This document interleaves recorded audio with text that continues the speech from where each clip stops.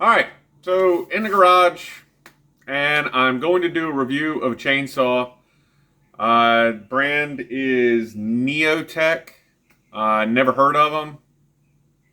I've been looking for a bigger power head to go with my sawmill.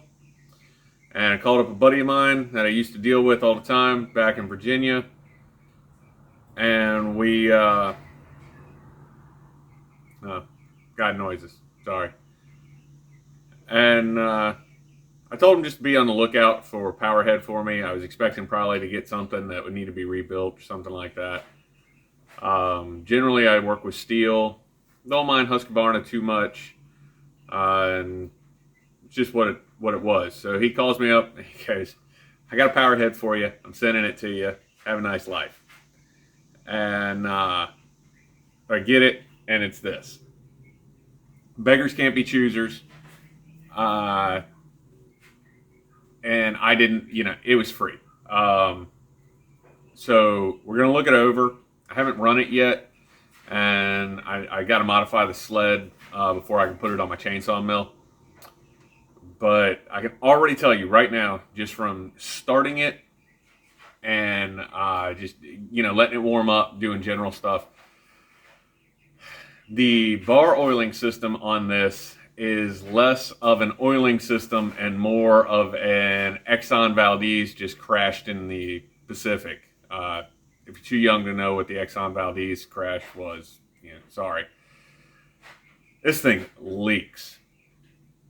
I didn't even fill up the bar oil reservoir on it, and it leaked half the reservoir out just overnight sitting. Huge mess, just oil all over the place. It is not a pump driven oiler. It's a leaker. So, without using it, that is the first complaint right there. I get it. These are inexpensive, low cost saws. I think I looked it up, and it's like a $400 saw for and it's like a 90 cc power head on it, or 92 cc power head. So big saw, low cost, and yeah. So let's see here. Sorry. All right. So what do we got? I got the bar cap off, or the oil cap off anyway. So it is just just an orange saw. And so I told my buddy I'd go ahead and review it because so he gets these. He's a steel vendor, and he gets these to show, to kind of demonstrate the differences between your cheap saws and your quality saws. And I do have it up at an angle like this right now so that it stops leaking oil. But basically, in the box, you get the power head, which is this. The handle is not attached. You do have to go and put the handle on. The fuel cap and the bar oil cap are very coarse thread. I don't want to say they're difficult to attach, but they are not a good positive locking situation. You do get an instruction manual with it. It's okay. It's pretty much basic instruction manual. Okay, good. That is tight. You get a pretty good selection of tools and stuff, and I actually like this kit. You get a bar sheath. You get a couple of cutting dogs.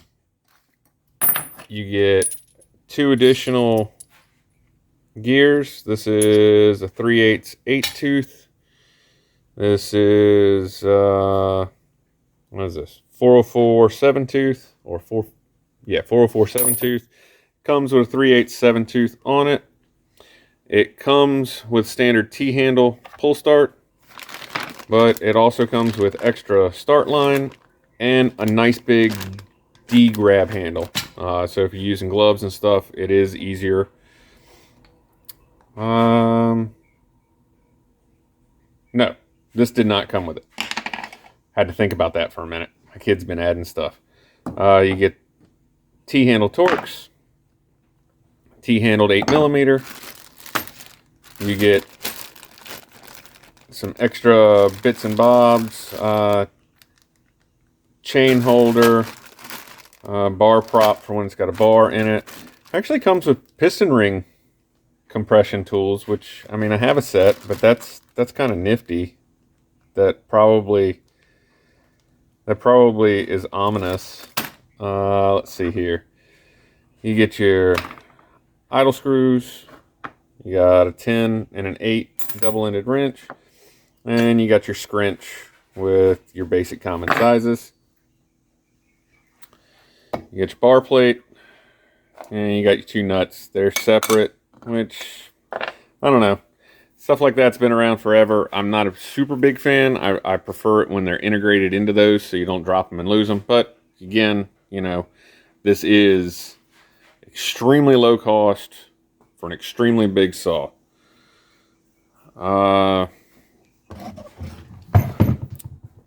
We have basic operational stuff. It's got a pretty nice decompression valve, at least as far as feel and functionality. This is definitely an old school, the back cover plate anyway is definitely very reminiscent old school steel. This is even reminiscent of some steel stuff that I've worked with. We got an O-ring up here, carbonator. The choke's not bad, but it is definitely pretty stiff and pretty firm. Hopefully you guys could hear it. It clunks. When it engages, you just know about it. There's no question. It's just on and off. To get to the spark plug, it's down under here. You have to go through there. So there is a bit of dismantling to get to the spark plug. That's not really I don't know. That's kind of one of those nitpicky things. I don't like it, but at the same time, I don't really see it being a super big hindrance. This is the Neo-tec NS892V. Yeah. I do believe I looked up on the website. Like I said, I'd never heard of this group. I did look up on the website, and I want to say it's like a 92cc chainsaw. It's a 90 or 92. We got, you know, standard clutch. Pretty basic. Jesus clip holding everything in. Again, 3/8 by 7 sprag is what's on it. And yeah, it's not bad. I'm gonna pause it so that I can show starting it and everything like that. All right, hopefully we can see me. I can get pretty far back in the shot. I do not have bar oil in it. Lock is pretty, you know, pretty standard.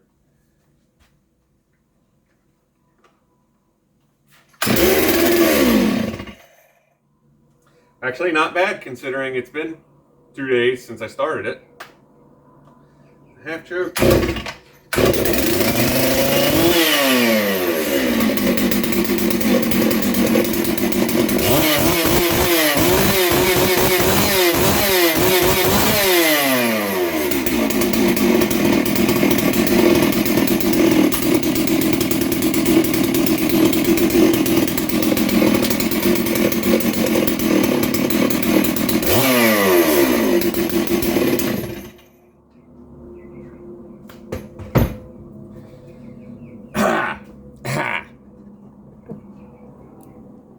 It's a little smoky, and that's probably me. I run a heavy mix. I usually just run 50-to-1 and everything. I'm lazy. And I think this is more along the lines of, you know, wanting like 40-to-1. So it'll be what it is. I don't mind it smoking a little bit. It's a 2-stroke. If it smokes out just a touch, it'll smoke out. It's fine. But yeah, so I haven't test run it. I haven't done anything. I've got the 20-inch bar that I set up to go on my sawmill, and I have a new chain that I'm going to put on this to go. Now this unit is rated, the 20-inch bar is undersized for what this unit is, but being no name and everything like that, I don't mind running it undersized. Oh, I think what we're going to do is I'm going to switch over to the new to me GoPro camera I got, and I'm going to try to set that up and go find me a small tree and cut it down so we can see if it, I don't know, we can see if it's got any actual power or not. So let's, this is going to be a little while for me to set up, but for you guys, it'll be a split second, right?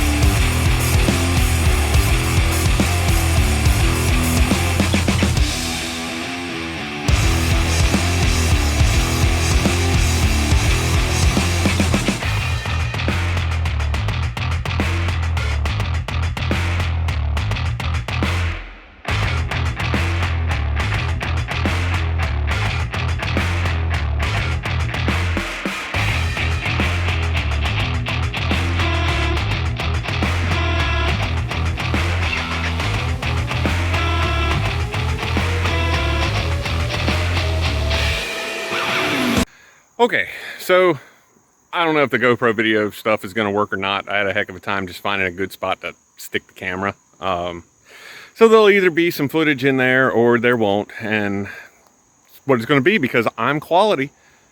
Got to remember that. I'm always quality. Okay, so let's see what we got here.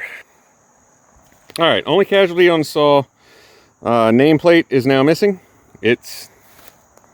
Hold on. It's in this general area somewhere. So yeah, don't know. Not gonna hunt it down. It's not that big a deal. So nameplate not attached very well. It did give me a little bit of a couple of times. It acted like it was fuel starved. It's got about half a tank of fuel in it. So it may need like idle adjustment tweaking. I actually haven't done anything. I pulled it out of the box, put fuel in it, made sure it started, and started cutting with it. What do we got? So what did I take down? Took down a bunch of little saplings because they were in the way. Took down this guy. I took down that one there. And I took that guy down.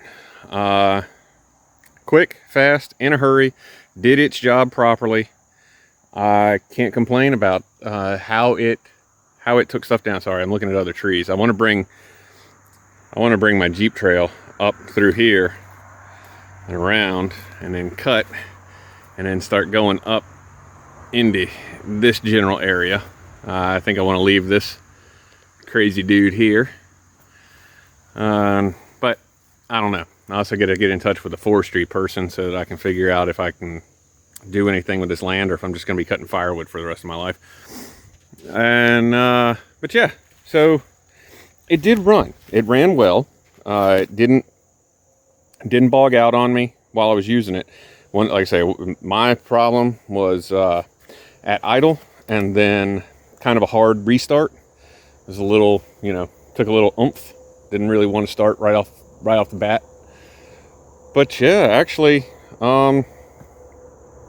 it's not as heavy as I expected. I've worked other saws in this size class, and sometimes they're beasts. And I won't say that it won't work you, but it was surprisingly not as heavy as I expected. I imagine that will change significantly. You know, put a 36-inch bar on this thing, or, you know, and watch how much weight goes down on it. But right now, you know, it did what it did. I have high hopes for it when I attach it to the sawmill. Well, I think you're tired of looking at the saw. You can look at my ugly mug. Yeah, I'm actually impressed with it. These are super inexpensive. Yes, I did get this for free.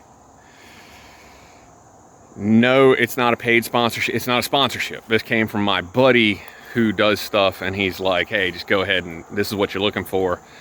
This should work. Because this was a demo from him. And, you know, and it's not sponsored through that either. So I'm not putting his name or business or anything like that out there. But yeah, even at the price point that I saw online on their website, you know, I think, like I said, I think this saw was like $4.95, and it doesn't come with a bar. It's a powerhead. At that price point, if you're on a budget and you need to get a big saw, maybe it's worth a shot.